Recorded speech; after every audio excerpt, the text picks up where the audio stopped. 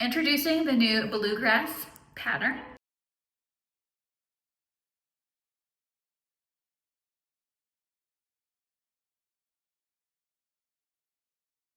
A woven button down with princess seams, and it has some fun like Western details that are optional. If you don't like them, you don't have to add them, but we have the traditional yoke style here, and there's another yoke style that's more of a scallop.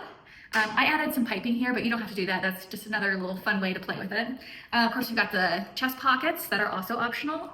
We got the sleeve plackets and a nice little collar. And there's also a dress version with, you cut it at the waistline, add more of a straight skirt with a little sash, and it has some awesome pockets. So this is our newest pattern, of course. A new pattern release gets its own price, so make sure you pick it up while it's on sale. Speaking of those country western details, this video is going to take a closer look at a couple of ways that you can personalize your bluegrass shirt. It's also going to show off all of the different tester versions. We're so thankful for all the work they put into testing this amazing new pattern. If you're curious about the different makes from our testers, their sizing, their options that they picked, whether or not they used a full bust adjustment, or any of those other little intricacies of their projects, stay tuned to the end so that you can see the full lookbook with all of those important ideas. I'm ready for my rodeo. Isn't that cute? It's so Add cute. a little piping detail.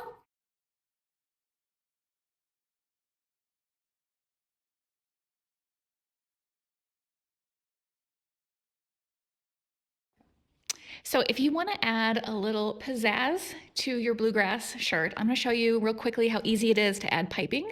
I did it here on the pocket flaps, and I'm going to do it around the yoke. And honestly, it's the simplest thing. You're just sandwiching in your piping between the yoke pieces or the flap pieces. So you're sewing your piping right sides together, real close to the piping stitching line that's there. And as you come to a corner, you'll pivot and continue on. And then when you're done, to get a little bit more of a crisp corner, you'll just clip. Here, Tess, see how I clipped into that piping, just so I can, when I turn it right side out, it'll be nice and crisp. But I'm gonna show you how to like align everything and pivot your work as you're sewing on the piping. So here I've already sewed on one side here, but I've come down to the point and I've stopped 3/8 of an inch from this raw edge, which is the seam allowance, with my needle in the down position. And you see how the piping is coming out this way. I'm going to raise my presser foot, but not the needle, and then just readjust everything.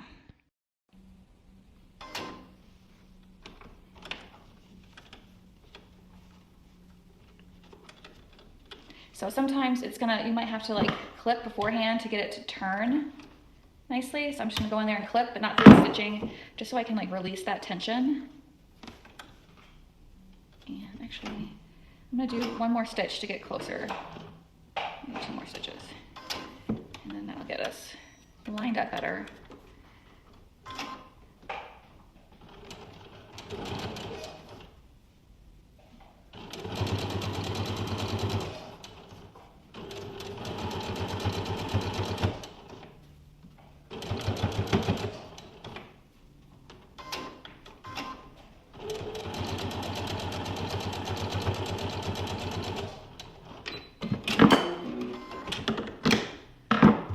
So I already clipped there, but I'm gonna clip again just to release that point. So now I'm gonna take my second yoke piece, layer it on top, and then just sew like I normally would.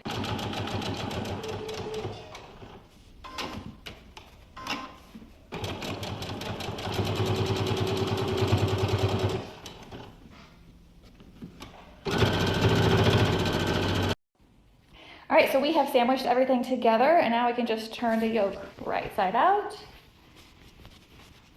Poke out those corners.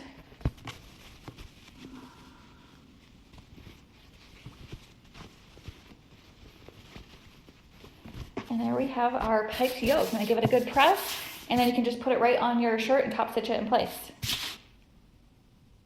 Another super easy detail to do is to cut some of your accent pieces on the bias. This works especially well if you have a plaid or a gingham style fabric.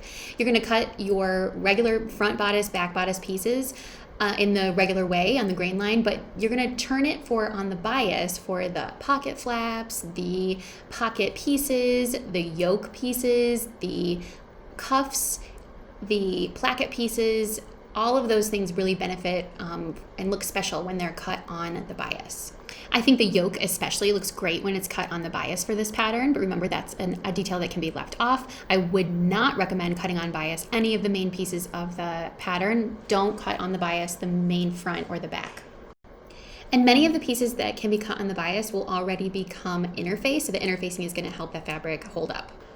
This little twist could not be easier. It's just a matter of turning your fabric 90 degrees so that you're cutting on the bias for those detail pieces. And what a stunning effect it makes, really leaning in with that country western flair. Next up, let's talk about adding purl snaps. Snaps are a great solution for people who are scared of buttons. So they can come with their pitfalls. Here's what me and Tammy learned. Of course, it's got the plackets, sleeve plackets. So I used purl snap buttons, or snaps, not buttons, but you can use buttons. So yeah. How was the process of installing those snaps? Such a pain. If anybody has a better method than these things, these are not good. So yeah, I went through, these are all like the busted ones that I did not get right, but. Do you have a brand that you recommend for snaps right now? I did find, I think Tessa, you use these, and I use these on my denims one. These are a little bit bigger. These are the Dirts ones. So with using a thicker fabric, these are going to be better because the prongs are a little bit longer to get through that fabric. So, yeah. So there's 3 ways to personalize your bluegrass shirt to be a little bit more country western themed. You can use piping, you can cut on the bias, and you can add purl snaps. I love it. Are you ready for cowgirl camp? Oh, I'm so ready. I'm totally wearing this. I'm going to a cowgirl camp, literally, out in Montana this summer. So I think I'm gonna have to wear this.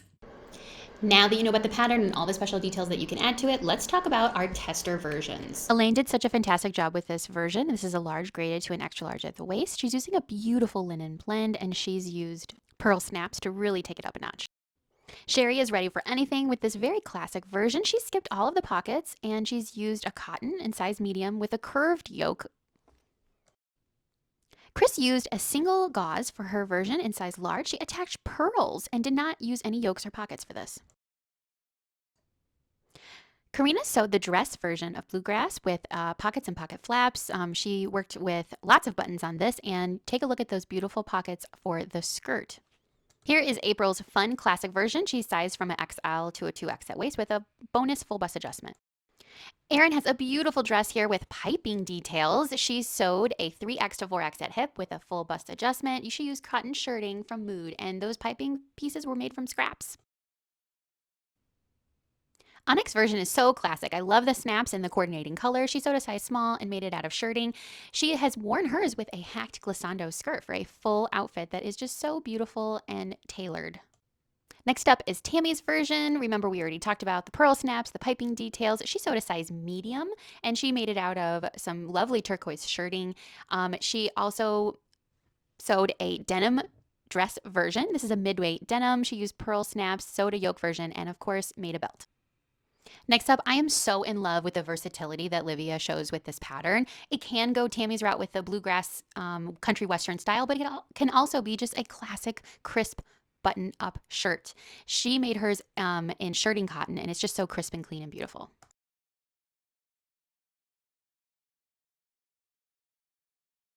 Next up, Chloe is showing off another one of those dress versions. This one has a little bit more of a retro vibe with those contrast accents. Chloe sewed it extra small, and she actually added on a ready-to-wear belt, which I think is such a nice little contrast piece. Beautiful. This version is a size large using the yoke, and all of the accent pieces are cut on the bias. This is a shirting in a coral check plaid from Style Maker. There are purl snaps used on here, and this is a straight size large.